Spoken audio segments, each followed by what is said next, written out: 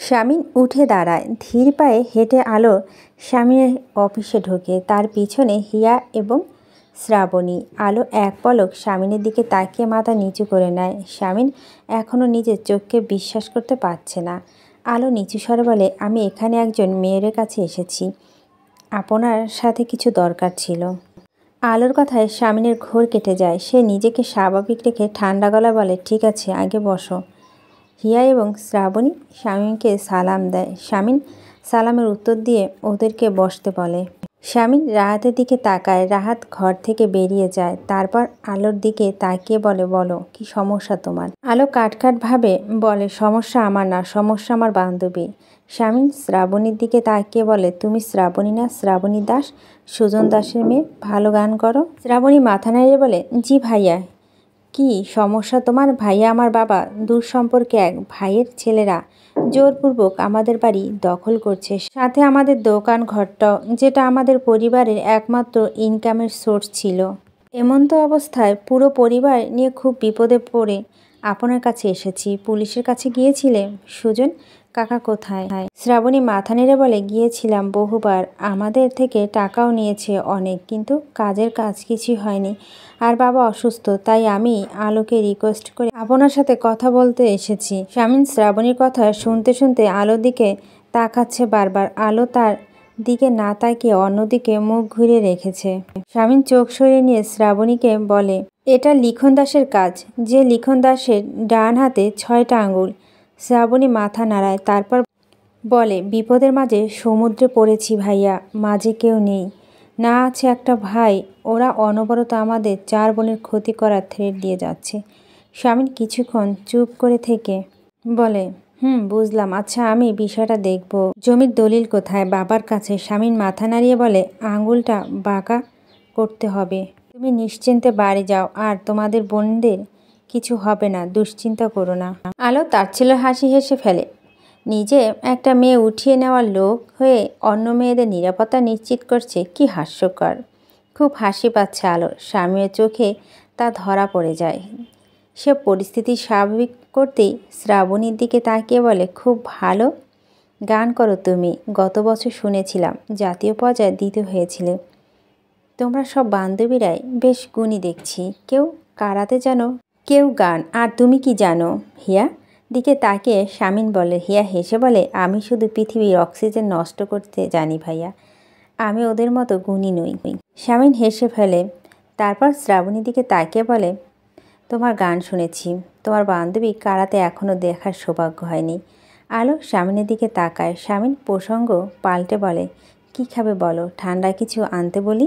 হিয়া মাথা নাড়িয়ে বলে, না না ভাইয়া, আমাদের ক্লাস আছে, আমরা উঠি। শামিন বাধা দিতে গিয়েই দেয় না। দেখে আলো সবার আগে ব্যাগ কাঁধে নিয়ে উঠে দাঁড়িয়ে আছে। শ্রাবণী কৃতজ্ঞ ভঙ্গিতে বলে, ধন্যবাদ দিয়ে ছোট করতে চাই না ভাইয়া। শামিন হাসে, তারপর বলে, 2 দিনের মধ্যে ঝামেলা শেষ করে দিব আমি, চিন্তা করো না। হিয়া বলে, আসি ভাইয়া। হ্যাঁ, তোমরা গিয়ে নিচে দাঁড়াও, তোমাদের বান্ধবী 5 মিনিট পরে যাচ্ছে। আলো বলে, মানেটা কি? হিয়া আলোর দিকে তাকিয়ে চোখ পাকিয়ে বলে, চুপ করে দাঁড়িয়ে থাকবে এখানে, আমরা নিচে আছি। আলো বেরিয়ে যেতে চাইলে হীরা ধাক্কা দিয়ে ঘরের ভেতর ঢুকিয়ে দিয়ে চলে যায় শ্রাবন্তীকে নিয়ে। শামিন আলোর দিকে তাকিয়ে আছে। আলো এক পলক দেখে চোখ সরিয়ে নিয়ে কপাল কুঁচকে বলে, কি সমস্যা? শামিন ঘরের দরজা ভিজিয়ে দিয়ে বলে, আমার কাছে তো তুমি এসেছো, আমি তো যাইনি। সমস্যা তোমার। সমস্যা আমার বান্ধবীর। আমি একজন মেয়রের কাছে এসেছি। মেয়রের কাজ তো এগুলো নয়, এগুলো একটা গুন্ডার কাজ। আমি তো গুন্ডার কাছে আসতে আপনার আত্মসম্মানে বাঁধল না আছিয়া? আলো কটমটো করে সামনের দিকে তাকিয়ে বলল, হ্যাঁ, গুন্ডা দেখে এসেছি, এবার দয়া করে কাজটা করে দিন। এসব তো আপনি ভালোই পারেন।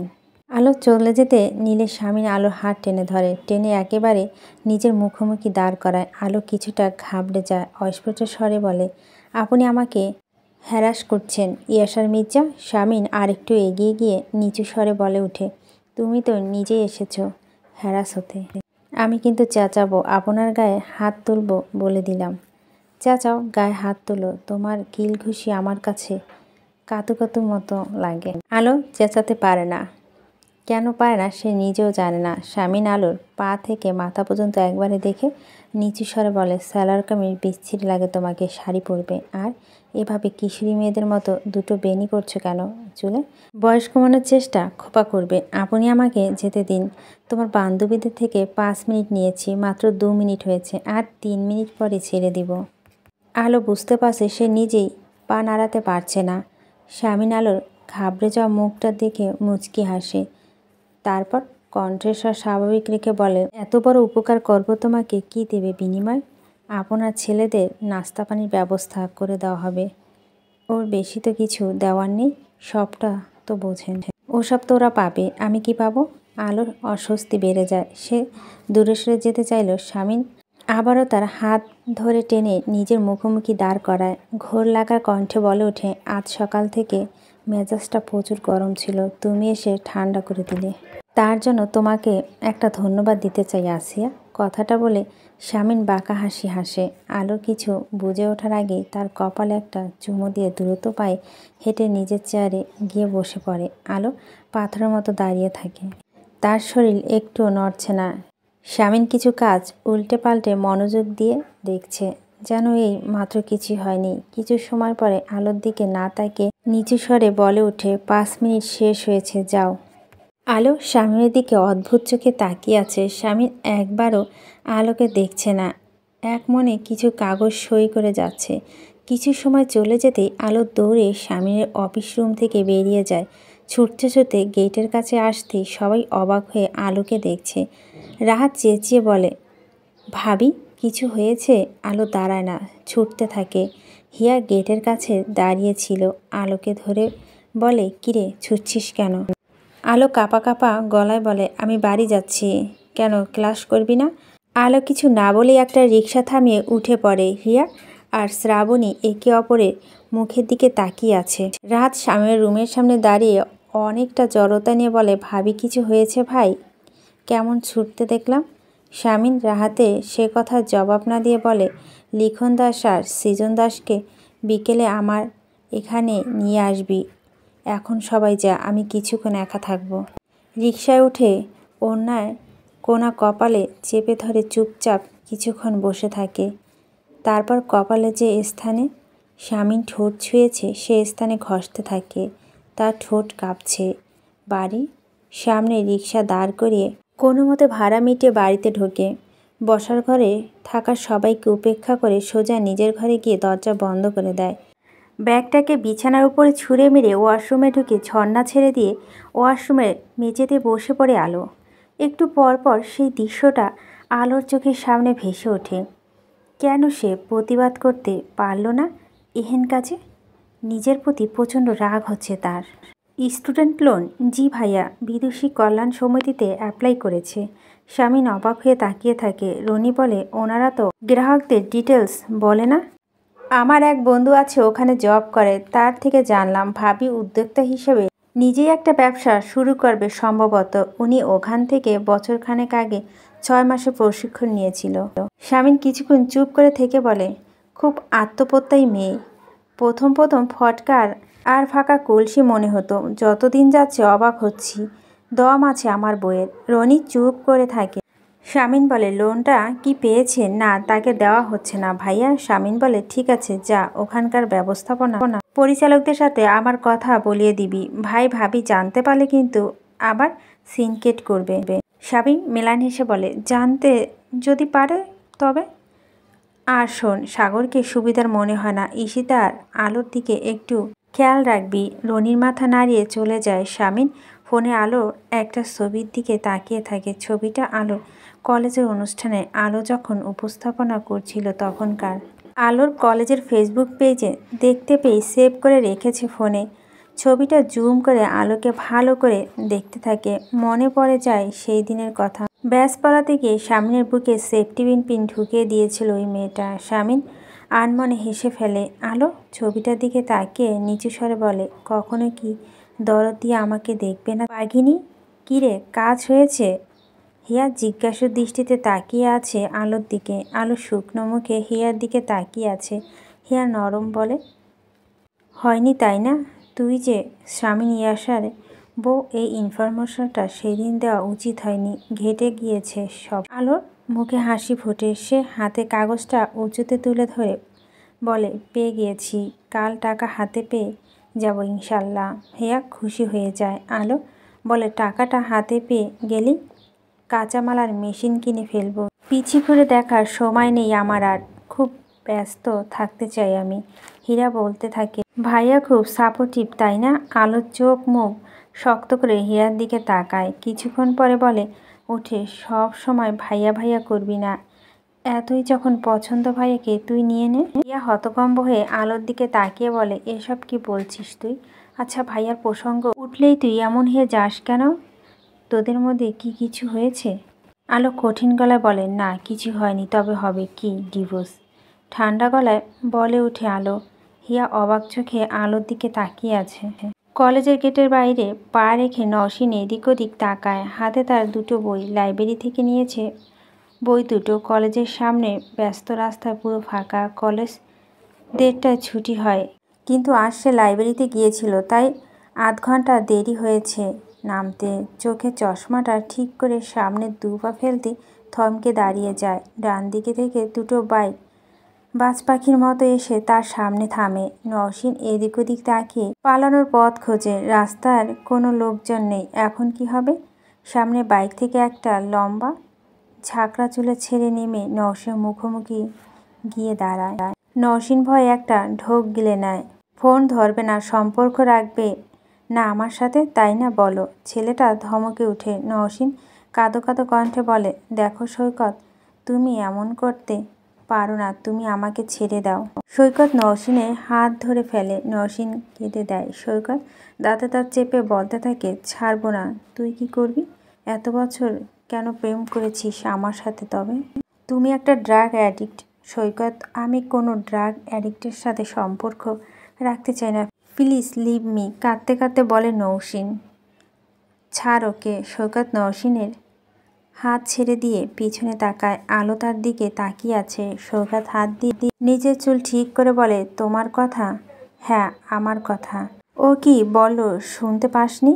একটা মেয়ে যখন না বলে তখন সে নাটাকে গ্রহণ করতে শেখ, জানোয়ার। চেঁচিয়ে ওঠে আলো। সৈকত আলোর দিকে এগিয়ে যায়। হীরা ঘাবড়ে গিয়ে আলোকে বলে, আলো চল, ওদের ব্যাপার ওরা বুঝবো। আলো হীরার হাত ছাড়িয়ে দিয়ে সৈকতের চোখে চোখ রাখে। সৈকত আলোর মুখোমুখি দাঁড়িয়ে বলে, আমি জানোয়ার? তা তুই কোন দেশে সতী সাবিত্রী এসেছিস? স্বামী নিয়ে আসারে 2 মাসের লিজ নেওয়া বউ। আলো চমকে ওঠে কথাটা শুনে। সৈকত সিগারেটের ধোঁয়া ছেড়ে বলে, শোন, মেয়েরে 2 মাসের বউ, এখান থেকে কেটে পড়, এটা ওর আর আমার ব্যাপার। আলো মাথায় আগুন ধরে যায়। মেয়রের 2 মাসের বউ? কথাটা শুনে পায়ের জুতো খুলে হাতে নিয়ে ইচ্ছা মতো পেটাতে থাকে সৈকত দিকে। নওশীন ভয়ে তটস্থ হয়ে এক পাশে দাঁড়িয়ে থাকে। রনি নাম্বার দেখে স্বামীর ফোনটা রিসিভ করে বলে, ব্যস্ত আছি রনি। ভাই, ভাবি কি হয়েছে আলোর? কিছুই না ভাই, আমাদের ভাবি আগের ফর্মে ফিরেছেন। মানে ছক্কার উপর ছক্কা একজনকে পেটাচ্ছে। স্বামীন বসা থেকে উঠে দাঁড়ায়, চেঁচিয়ে বলে, মানে কাকে? সৈকত, সাগরের ছোট ভাই। কেসটা কি? গিয়ে দেখছিস? আপনি রাখেন, ওকে থামা, আমি আসছি। ফোন কেটে রনি লম্বা লম্বা পা ফেলে হট্টগোলের দিকে এগিয়ে যায়। আলো জুতা রেখে চড় থাপ্পড় মারতে থাকে সৈকতরে। সৈকত একসময় আলোর হাত ধরে ফেলে, খেপা কণ্ঠে বলে, মেয়ে মানুষ বলে চুপ করে আছি আলো। রনি গিয়ে একটা ঘুষি মেরে দেয় সৈকতকে। নাক বেয়ে রক্ত ঝরছে সৈকতের। রুমাল চেপে ধরে রনির দিকে তাকিয়ে আলোকে বলে, তোর কন্ট্রাক্টের স্বামী দেখছি তোর পিছনে বডিগার্ড লাগিয়ে রেখেছে। আলো আবার তেড়ে যায় সৈকতের দিকে। পিছন থেকে ইয়া ঝাপটে ধরে রাখে তাকে। সৈকত একবার রনি, একবার আলো, একবার নওশীনের দিকে তাকায়। তারপর নওশীনকে উদ্দেশ্য করে বলে, খুব ভুল করলে তুমি নওশীন। লোকজন জড়ো হয়ে গিয়েছে রাস্তাটায়। রুমাল দিয়ে নাক মুছে রক্তাক্ত রুমালটা ছুঁড়ে মারে রাস্তায়। তারপর বাইকে উঠে চলে যায় সেখান থেকে। রনি আলোর দিকে তাকিয়ে বলে, ভাবি, ও কি আপনাকে ডিস্টার্ব করছিল? আমাকে ডিস্টার্ব করার জন্য আপনার ভাই রয়েছে রনি। ও নওশীনকে ডিস্টার্ব করছিল, জোরপূর্বক নওশীনের সাথে সম্পর্ক রাখতে চায় ও, ঠিক আপনার ভাইয়ের মতো। রনি চুপ করে থাকে। আলো আশেপাশে তাকিয়ে লোকজনকে বলে, আপনারা যান, প্লিজ যান। লোকজন চলে যায়। আলো রনির দিকে তাকিয়ে বলে, এই পুরুষগুলো নারীর ইচ্ছে ধার ধারে না কেন বলতে পারো রনি? হঠাৎ সেখানে শামিনের গাড়ি থামে। তড়িঘড়ি করে গাড়ি থেকে নেমে আলোর দিকে তাকিয়ে তার দিকে এগিয়ে গিয়ে বলে, কি হয়েছে আলো? ওরা কি করেছে তোমাকে? আলো মুখ ঘুরিয়ে নেয়, তারপর রনির দিকে তাকিয়ে বলে, আপনাদের যদি কেউ হায়ার করে থাকে আমাকে দেখাশোনা রাখার জন্য, তাহলে জেনে রাখুন আমার কোনো বডিগার্ড লাগবে না, তাকে বলে দিবেন। আলো শামীমের দিকে না তাকিয়ে চলে যায়। রাস্তাটা পুরোপুরি খালি হয়ে যায়। শামীম একবার রনির দিকে তাকিয়ে বলে, ও কোথাও লাগেনি তো? রনি মাথা নাড়িয়ে বলে, শরীরে কোথাও লাগেনি, তবে মনে লেগেছে ভাই। ভাবিকে আপনার 2 মাসের লিসে নেওয়া বউ বলেছে ওই সৈকত। বাড়ি ফেরায় তারা নেই কোনো তার। আগে ঈশিতা শামীমের একটু দেরি হলেই ফোন দিয়ে ব্যস্ত করে ফেলতো। তারপর আলো আসার পর থেকে স্বামী ইচ্ছে করেই আগে ভাগে বাড়িতে ফিরত। গিয়ে দেখতো একটা ছোটোখাটো দেখতে ভারী মিষ্টি কিন্তু তেজি মেয়ে বিড়াল ছানার মতো তার বিছানায় গুটিসুটি মেরে বসে আছে। এখন তো কিছুই নেই। স্বামীকে তাড়াতাড়ি বাড়ি টেনে নেওয়ার। না আছে আলো, না আছে ঈশিতার ফোন। ভাইয়ার সাথে ঠান্ডা যুদ্ধ চলছে বোনের, যোগাযোগ বিচ্ছিন্ন। পার্টি অফিসের সামনে গাড়িটা পার করে উদ্দেশ্যহীনভাবে হাঁটতে থাকে সে। মনটা ভারী হয়ে আছে তার। আলোকে আজ তার জন্য মানুষের বাজে কথা শুনতে হচ্ছে। সব কিছুর জন্য সে দায়ী। মস্ত বড় একজন অপরাধী সে। সব কিছু এলোমেলো লাগছে তার কাছে। না পারছে আলোর প্রতি জন্মানো অনুভূতিকে দমিয়ে রাখতে, না পারছে আলোর মনে জায়গা করে নিতে। এসব জোর জবস্তি ভালোবাসা দেখিয়ে কোনো মেয়ের হৃদয় পাওয়া যায় না, শামীম জানে। কিন্তু সে কি করবে? কিছুতেই গিয়ে হঠাৎ দাঁড়িয়ে পড়ে স্বামী। তারপর একটা রিকশা থামিয়ে উঠে পড়ে।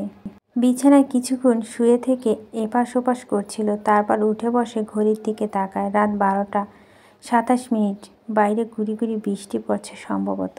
উঠে গিয়ে জানালার কাচ টেনে দেয়। পুনরায় এসে বিছানায় বসে পড়ে। পুরো মহল্লা নিস্তব্ধ হয়ে আছে। গভীর রাত।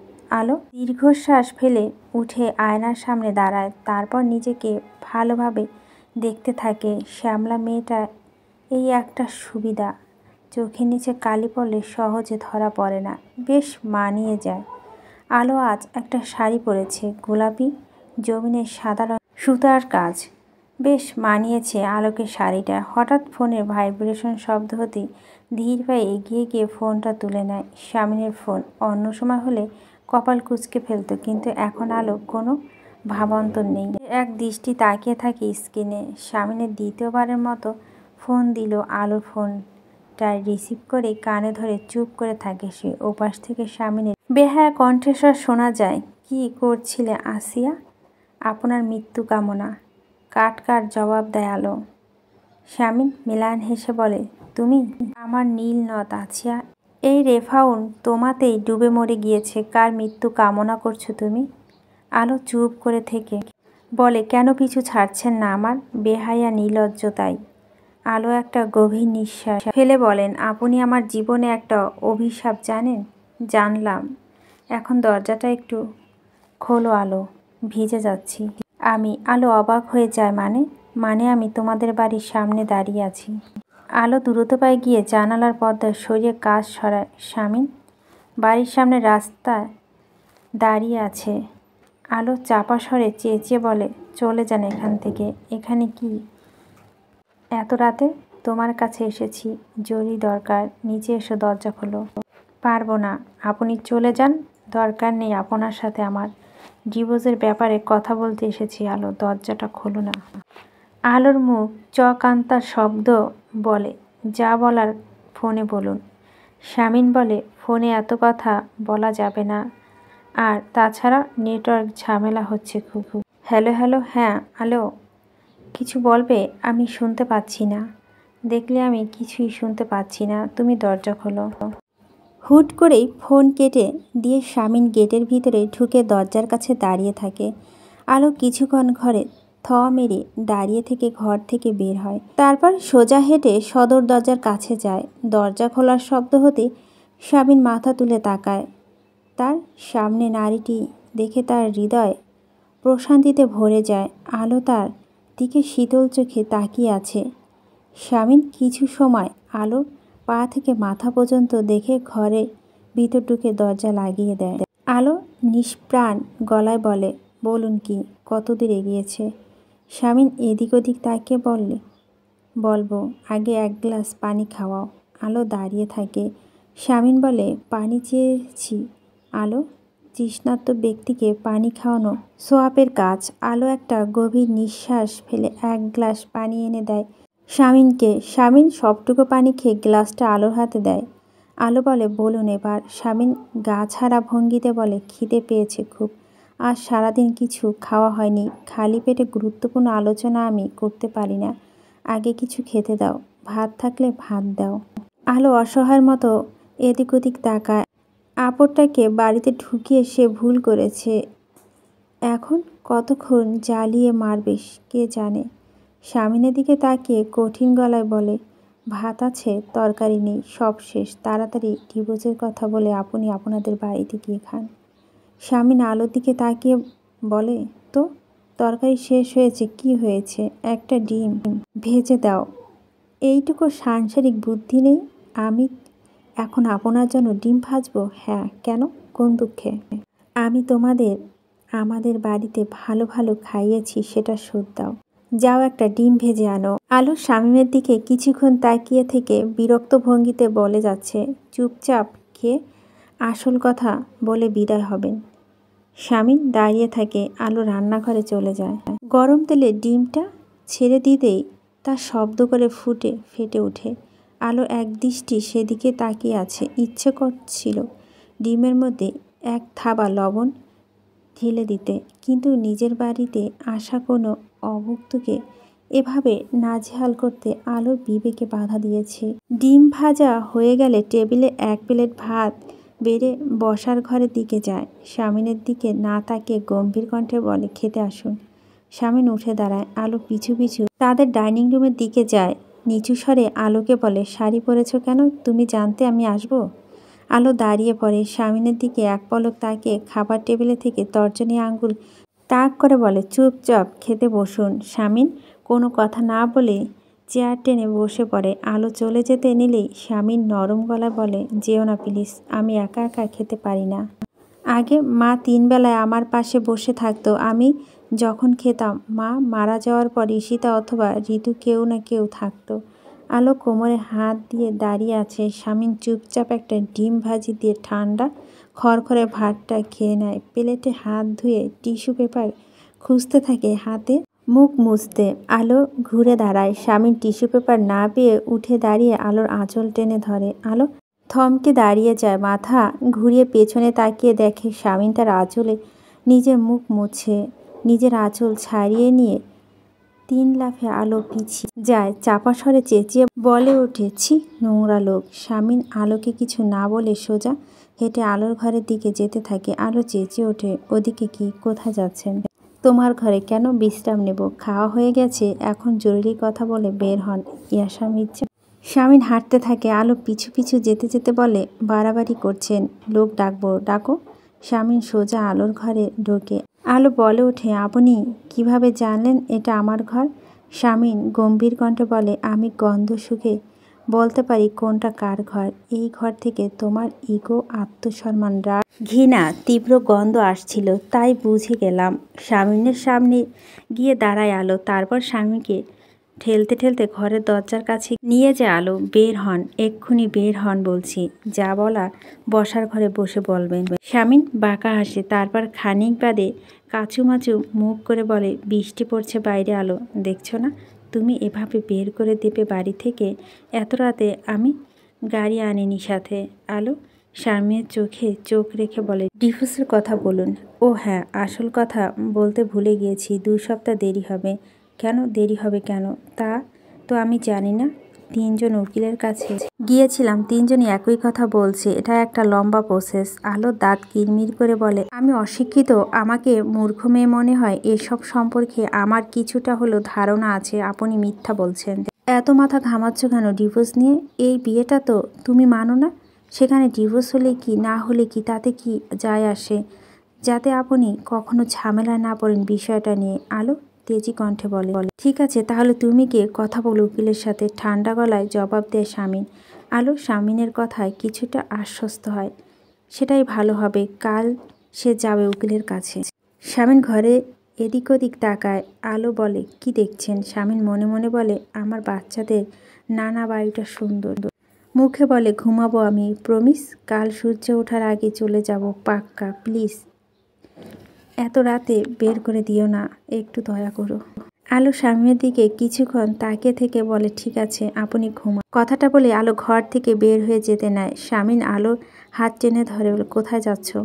আলো তার হাতের দিকে তাকিয়ে গম্ভীর কণ্ঠে বলে, আমার দাদির ঘরে। শামিন আলোর হাত ছেড়ে দিয়ে দরজা লাগিয়ে দিয়ে বলে, এই গভীর রাতে একটা বৃদ্ধা মানুষকে বিরক্ত করা ঠিক? আলো তুমি এখানেই থাকো, এক বিছানায় আপনার সাথে খুব শখ তাই না? শামিন লজ্জিত ভঙ্গিতে মাথা নাড়ায়, তারপর বলে, আমি মেঝেতে ঘুমাবো। আলো দাঁড়িয়ে থাকে। শামিন নাটুকো ভঙ্গিতে বলে, বুঝতে পেরেছি, তুমি ভাবছো তুমি আমার সাথে এক ঘরে থাকলে আমার প্রেমে পড়ে যাবে, তাই ভয় পাচ্ছ তাই না? এমন কিচ্ছু না। আলো চেঁচিয়ে ওঠে। শামিন বলে, বেশ তাহলে থাকো এই ঘরে, প্রভু দাও। শামিন কথাটা বলে বিছানা থেকে একটা চাদর উঠিয়ে নিয়ে মেঝেতে বিছিয়ে তারপর একটা বালিশ নিয়ে টান টান হয়ে শুয়ে পড়ে। আলো চুপচাপ দাঁড়িয়ে থাকে। কিছুক্ষণ পর শামিন আলোর দিকে তাকিয়ে বলে, এই বৃষ্টির মধ্যে আমাকে বের করে দিলে নির্ঘাত মারা যেতাম আমি। আলো নিচু স্বরে বলে, ভালোই হতো, আমি বেঁচে যেতাম। শামিন আলোর দিকে চুপচাপ তাকিয়ে থাকে, তারপর বলে, ওঠে, বেঁচে যাওয়ার চান্স কিন্তু সামনে আছে আছিয়া। বললাম না আমার জন্য তুমি নীলনদ? তুমি দিন দিন যেভাবে আমাকে ডুবাচ্ছ, দেখবে একদিন আমি মারা পড়ব।